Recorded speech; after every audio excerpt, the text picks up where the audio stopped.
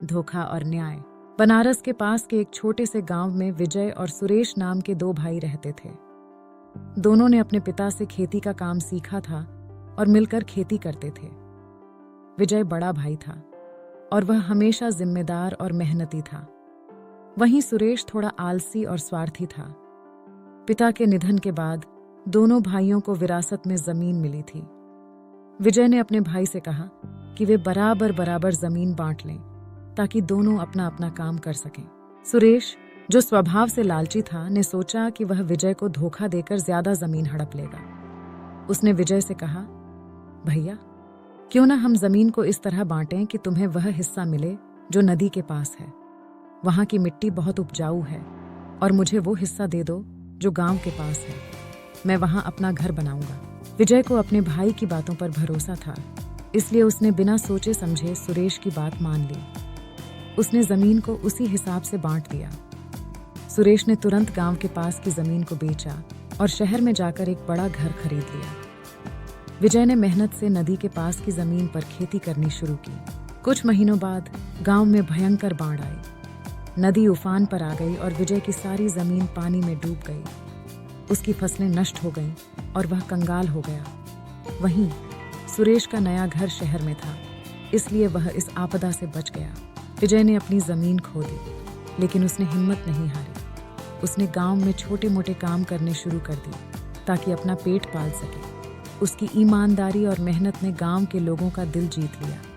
वे उसकी मदद करने लगे और धीरे धीरे विजय ने फिर से खेती शुरू कर दी। इस बीच सुरेश अपने शहर के नए घर में आराम से रह रहा था, लेकिन उसे अपने भाई की कोई खबर नहीं थी।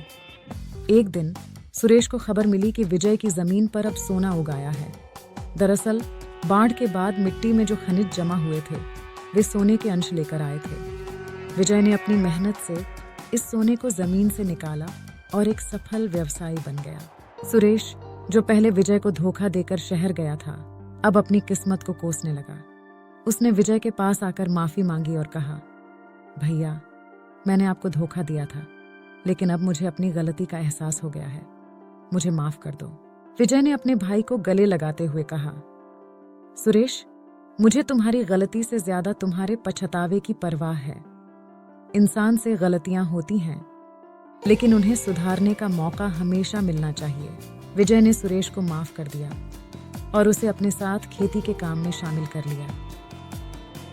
सुरेश ने अब मेहनत और ईमानदारी का रास्ता चुना और दोनों भाई फिर से साथ में खुशहाल जिंदगी बिताने लगे। गांव के लोग विजय की न्यायप्रियता और सहनशीलता की प्रशंसा करते थे। उन्होंने सीखा कि सच्चा न्याय हमेशा समय पर सामने आता है और धोखा देने वाला व्यक्ति खुद ही अपनी गलती का शिकार हो जाता है। इस तरह विजय और सुरेश की कहानी ने गांव में एक मिसाल कायम की कि जीवन में सच्चाई, ईमानदारी और न्याय ही सबसे बड़े गुण होते हैं। धोखा और छल से किसी को अस्थायी लाभ तो मिल सकता है, लेकिन सच्ची सफलता और सम्मान केवल सच्चाई के रास्ते पर चलकर ही मिलती है।